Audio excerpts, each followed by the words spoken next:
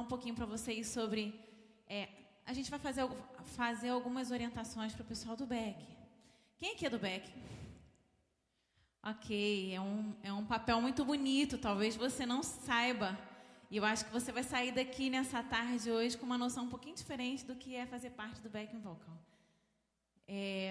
Muitas vezes na igreja o back fica de lado. Já aconteceram muitas situações da gente começar o ensaio, o pessoal do instrumental vai passando, né?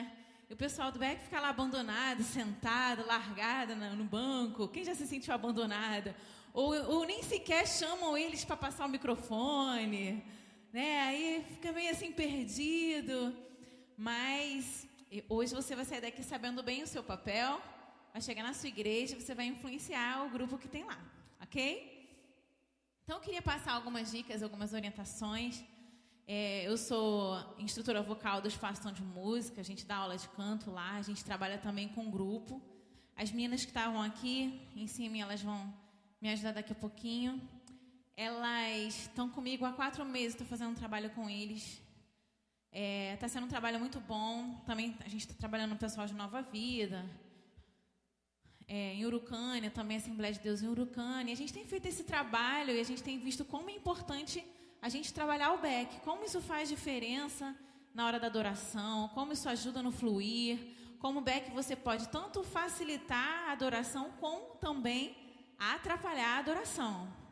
Então a gente quer falar um pouquinho sobre isso hoje. Você pode ser canal de bênção, você pode também ser uma pedrinha de tropeço se você não tiver ligado ali no seu papel como back vocal. Então, primeira coisa que eu queria falar é sobre o propósito, né? O que é finalmente o back vocal, qual o papel dele? Então, se a gente olhar o original da palavra, a gente também pode chamar de vocal de apoio. Então, o back, ele não é um pessoal para ficar ali enfeitando, né? Todo mundo arrumadinho, bonito, enfeitando a plataforma. O back, ele tem um propósito de apoiar o líder que está ali de louvor ou o cantor. Então, a primeira coisa que você precisa saber é que você é importante. Então, às vezes a gente vê até situações em igrejas, e eu tenho encontrado muito isso, e a gente tem tentado conversar e mudar, onde, tipo assim, a gente chega aí, não, quem é que canta essa música? Não, todo mundo canta tudo aqui. Então, se todo mundo canta tudo, acaba que o back perde o propósito dele, de apoiar o ministro, dar um suporte enquanto o ministro está fazendo aquele momento de ministração. E também de sublinhar aquelas partes da música que são importantes. Por exemplo, a gente vai fazer isso aqui agora, né? Daqui a pouquinho. Podem até já subindo as meninas e os meninos também. A gente vai demonstrar na prática, mais ou menos, o que eu quero falar.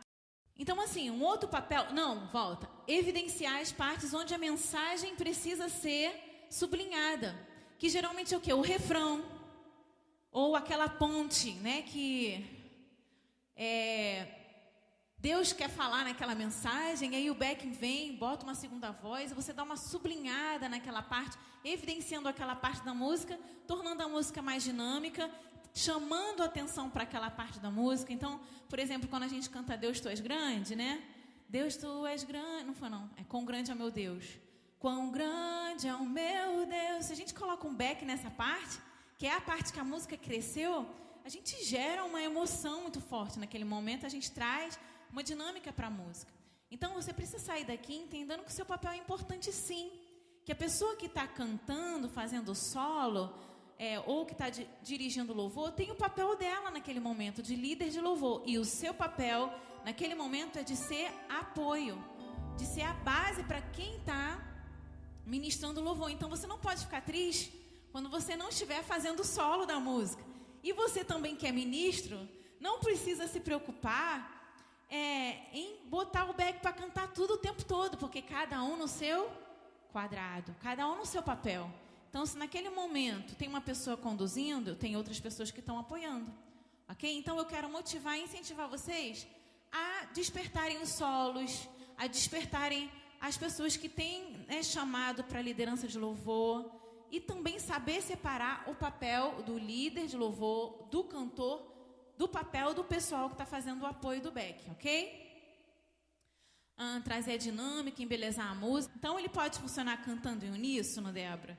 Pode sim. Só que a gente tem que sempre lembrar que quando a gente fala em uníssono, gente, o pessoal está subindo ali um pouquinho, né? E aí vocês estão... Quando a gente fala em uníssono, o que soa a palavra uníssono? Uma só voz. E aí a gente tem que começar a atentar para essas coisas que às vezes a gente não se liga. A gente precisa aprender que o uníssono é uma só voz, um bloco. O backing deve cantar como se fosse um bloco. O backing deve cantar como se fosse uma só pessoa cantando. Então, a gente deve trabalhar com a timbragem do backing. A gente deve tentar ajustar essas questões. Porque, às vezes, a gente tem lá uma pessoa que tem um timbre bem escuro, né? Oh, happy day. E a gente tem, oh, happy day. A outra que tem uma voz bem fininha. Como é que a gente faz para ajustar isso tudo? Então, o backing precisa desenvolver uma sensibilidade, uma percepção auditiva, ao ponto de, literalmente, tentar imitar uma voz do outro, para a gente tentar timbrar. Se o meu timbre é forte, escuro, eu vou tentar clarear um pouquinho mais, para tentar alcançar o objetivo daquela linha melódica ali, e daquela proposta, da proposta daquela música. Então, por exemplo, se é uma música mais suave, vai pedir um timbre mais clarinho, concorda? Renova-me, Senhor Jesus. É uma música mais clarinha. Perceber o outro que está do lado cantando, que às vezes acontece, né, que a pessoa esquece que está no mundo, né? Esquece que está aqui nessa vida, vai para a lua e adora sozinho lá no back, inclusive sai atropelando o ministro de louvor. E às vezes o microfone dele está alto, o cara do som talvez, né, não percebeu, mas ele não tem a sensibilidade de afastar um pouquinho o microfone dele, porque a voz dele está atropelando os outros amigos e está atropelando todo mundo. O que eu faço se a minha voz está mais alta? Eu não tive ali uma passagem de som. Eu preciso ter essa sensibilidade, essa percepção auditiva, porque cantar em back é cantar em grupo, é cantar como se fosse uma só voz. Eu preciso me timbrar ao outro. Renova-me,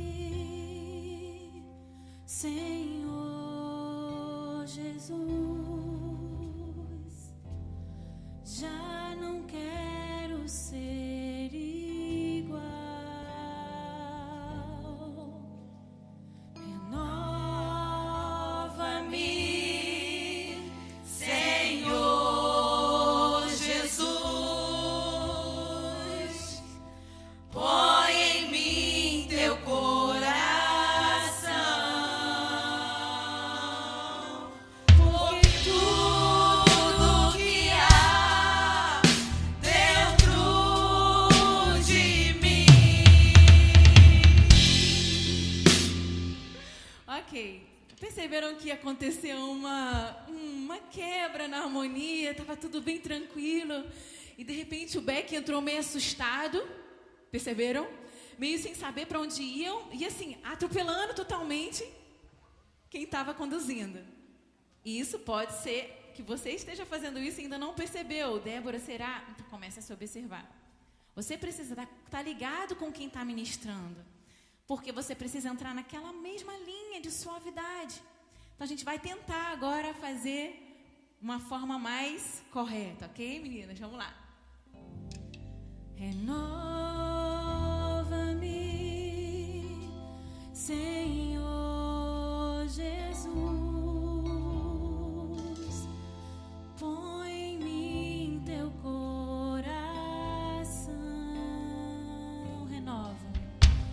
Renova-me, renova, Senhor Jesus. Já não quero ser igual. Já não quero ser igual.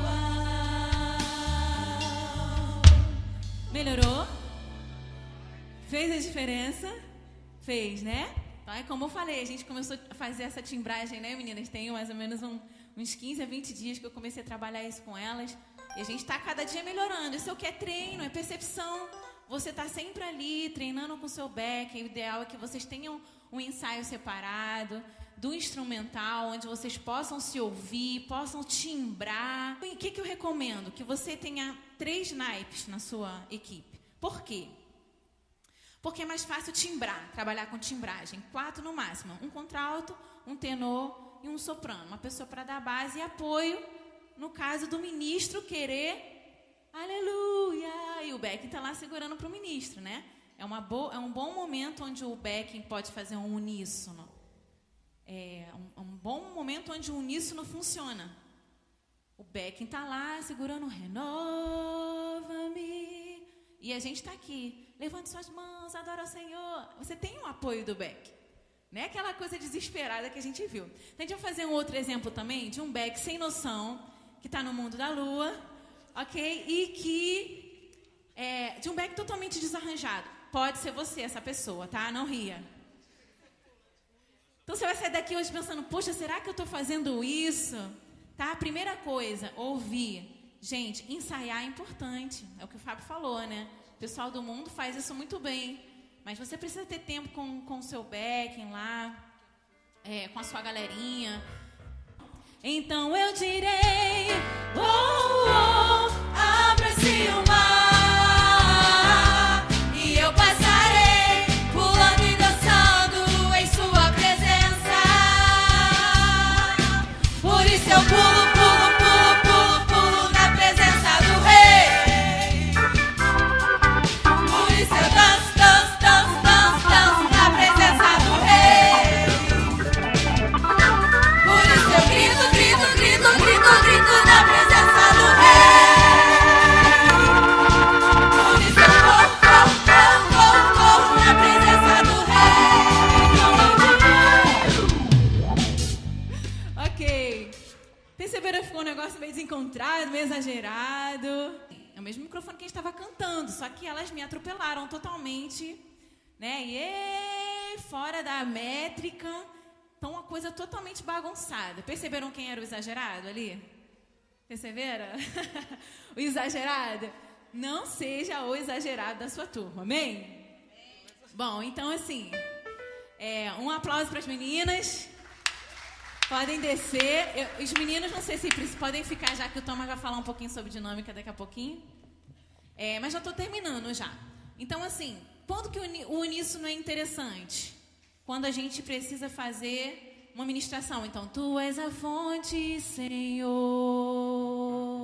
E aí o back se segura timbrando, timbrando. O que é isso? É tentar manter timbre claro com timbre claro, o momento da música. Então, começa a pensar nessas coisas e conversar com o pessoal da sua igreja, nesse treino de tentar cantar como se fosse um bloco. O backing, ele precisa cantar como se fosse um bloco, ok? É melhor você ter um bom uníssono do que uma divisão de vozes sem afinação segura, concordam? Então, gente, se não está seguro para fazer a divisão, não faça a divisão. Melhor você ensaiar mais e fazer, porque tem uma coisa que é um desastre na igreja, quando o pessoal tenta dividir as vozes e o negócio foge totalmente da harmonia. Se não tem ninguém na sua igreja, ou se você tem dificuldade para fazer isso, procura um tecladista, um músico que possa te ajudar a fazer essa divisão, que geralmente é uma divisão feita em terças, né? Você tem ali no acorde, ela está dentro daquele acorde, então tônica, terça e quinta. Então, geralmente é dó, mi, sol, no caso do acorde de dó. E eles vão seguindo aquela lógica dos acordes. Geralmente isso acontece. Existem alguns casos também onde o backing foge um pouco daquela linha melódica principal. E existem vários tipos de arranjos também, que eu não quero abordar porque a gente tem pouco tempo. Acho que essas coisas são importantes. Eu estou falando as principais. Mas procura uma pessoa que possa te ajudar. Que possa gravar um kit para você, que possa... Hoje em dia, gente, tem um WhatsApp, assim que eu mando para as meninas, eu pego o WhatsApp e aperto aqui e faço. Vai ao contralto, tenor. Antigamente não, né? Tu tinha que fazer, para conseguir fazer um kit. Né? Quem lembra dessa época? Tinha que fazer aquelas fitas cassete, era difícil.